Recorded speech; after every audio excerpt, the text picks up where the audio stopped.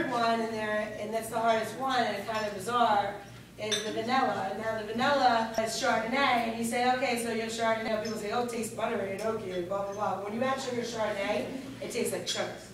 So what we did was, we added sugar to it, because you needed to set it up, and we added a little bit of citric acid, and what happened was it popped all the pineapple and chocolate flavor, so we went with it. So, growing up in Long Island in New York, and going to, I hate to say it, our idea of an ice cream parlor is Carvel, which I think is great.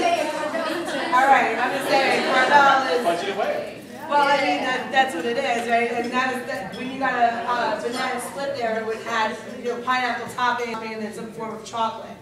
So it never was about this. When I came down to Maryland and Sarah went to school, all of a sudden I saw this crazy banana, and I was like, well, that's really crazy. You should get into the banana split, and everyone's banana on the side. So if you notice, there's actually no bananas in your split. Everyone just kept, we don't need the banana. I was like, oh, okay. So it's been kind of an interesting thing. So with that said, we're going to start with okay. That's good. That's actually going to make it. If it's not good, it's her fault. It's going to be my fault for sure. So what do you guys think? Do you like it or? I mean, I know you guys have been in this room for a long time. You're starting to see yellow and crystal like it's your job now. I'm the relief, actually. I'm the relief effort in this little game today. So the next one is rice pudding. Now, I grew up in an Italian family in New York. My dad had a restaurant. My father's dessert choices came around on a little wheel, like you know, the refrigerators. When you open the refrigerators, the carousel stopped. Well, when we were little kids, we stole rice pudding. Like, that was like our thing. We'd be like, oh, because you could tell I didn't eat as a child. So we used to steal the rice pudding. My father would be like, I know you took the rice pudding. We're like, no, Dad, none of us took the rice pudding. And all of my friends would be sitting there with rice pudding and, sitting on Queens Boulevard with, it's hot outside in the summer and you have rice pudding dripping down your arm and it's all sticky. And my father's like, are you serious? And I'm like, all right, so I gave some to that neighbors. And they're like, and it was just the whole thing. So when they asked me to do a dessert, I'm like, well, we got to do rice pudding. But how does rice pudding relate to a cocktail? That was like one of those things. I'm like, so in my mind, I'm like, rice pudding cocktail is going to be great. So I was like, this is going to be a little harder than I thought. So there's a drink called horchata, which they actually do use in South America, Mexico, and it's a rice-based drink because milk is so precious. Sometimes milk, like even though you've got tres leches and all the stuff and how they use different milks, it's very precious. So it's hard to come by a pasteurized or a healthy cow. And so when they used to use the rice in there, it was more for the mouthfeel and not a nutritional value, but to make you feel full. So that was like kind of the base of the horchata. So I was like, okay, so I could take that and spin the rice, right? So I was like, all right, cool. I'm like, this is so crazy. So the first attempt at it was I made rice pudding, straight up. Because I was like, I'll just add an extra cup of milk, and that should be fine, and we'll just make a drink out of it. Well, if you add an extra cup or half a gallon or a gallon more, it's still going to make rice pudding and set up. So what we had to do is, what we wound up doing was taking 4 gallons of milk to 2 cups of rice. Now, do that math, right? You're like, that's crazy. That's when it doesn't stop making pudding. And that's not adding more sugar or anything else. That's because the starch in there is so thick that it will continuously make that pudding. So this is the recipe. If you guys want to write it down or whatever, but it's pretty neat. So when you get this drink, you might really want to keep it. So it is. We can put it on the website, of course. So we took the gallon of milk to a 1/4 cup of rice to 1 cup of raisins. Golden raisins. Don't use the black raisins; they bleed into the rice pudding. Little bit of sugar, or I should say a cup of sugar, and then, now you heard that ratio, right? 1 cup of sugar because the raisins are in it. And then a 1/4 teaspoon of salt. Now, what you're going to have left when you take it, you're going to boil it, you're going to strain off all of your milk, and you're going to take that milk and keep it on the side. You're going to have left, you're going to have rice. You have rice and raisins, and it's actually delicious and it's sweet. But I just want to show you how much that actually makes, because it's a lot. And now I made from what this is all the drinks that you're going to have with all the liquid. So I took about half a cup of this out, took it and put it inside the blender with all the milk, blended it, and then passed it through a chenois or a fine strainer. And it made a really nice, loose liquid that tastes just like rice pudding. Now for the good stuff, right?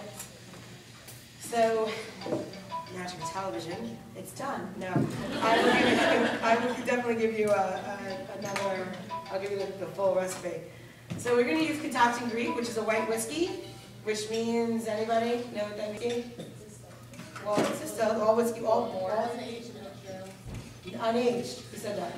There we go. No oak. No oak. Unaged. White whiskey is a lot of fun. It's got a profile. It's one of those things that you can have, and you can blend it with any, and we'll blend it flavor. It won't be overbearing on the blends. So when you're going to do something like this, where you really want to show up or a profile of something, it's nice to use something blonde or, you know, bare, almost, you know, essentially bare. Thank you. All right. So, oh, we should use the fancy shaker, huh? I didn't have one of these. I'm going to throw this out. All right, let's do this. I have actually all this other stuff, which is really funny.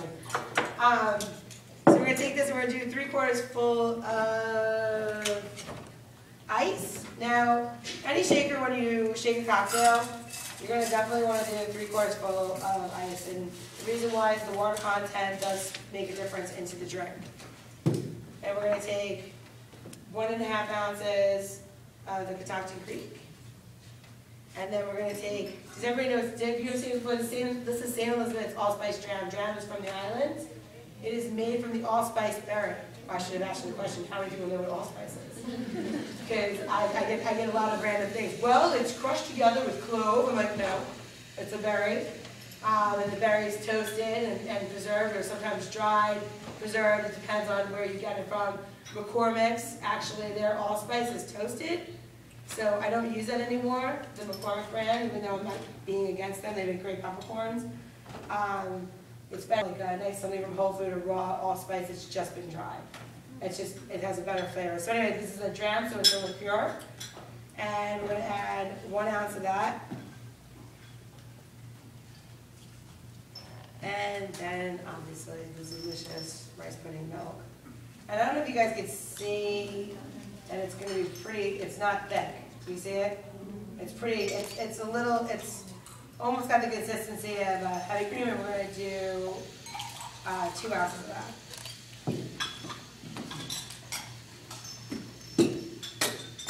And I'm going to take it, put it in there. It's nice, actually.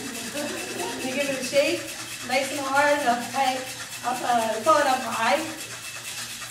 And there's a reason for that. When you shake like this, what happens is all the ice stays in the bottom and the drink goes up a little bit. And it doesn't spill as much of the, you don't get as much water content from the ice, it doesn't chill as much. When you see, this is my favorite shake, where people go like this and they go, okay, and they pour out the drink, it doesn't taste like anything. The reason why you do this, and it's actually been, it's so that the liquid passes through the ice. So you want to make sure that this is how you shake. You don't, and when you have something small, you can use, you know, the one hand, but you got to shake pretty hard using one hand.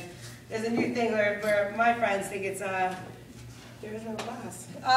They think it's pretty amusing to do a song. It's like when we go to, like, you know, have the cocktail or something, each person comes up with some kind of a new song or something that we do with the music of the ice, and it's and different kinds of ice and densities and how it works, and it's pretty cool. So this has got a nice little built-in strainer. And we're going to pour it in there. Now, one of my favorite ways to do this too is if you blend it in a blender and then you serve it like, you know, like a little bit more like a, we tried a whole bunch of different ways.